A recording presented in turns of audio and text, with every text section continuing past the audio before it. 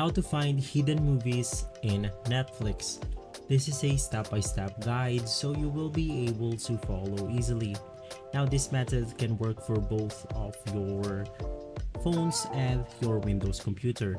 Now I am inside the Netflix website right here, and if we go ahead and navigate through the movie selection, we only have a few selection to choose from. Now the reason why we are locked in our own region in Netflix because some other titles is not yet available on our country. Netflix regulate some movies depending on the restrictions on your country. Now the way to go ahead and find hidden movies in Netflix is by changing region by using VPN. Now as you can go ahead and see in my country, I have this list right here, but if I go ahead and change into something like global, it's totally different. We have some different movies right here to choose from.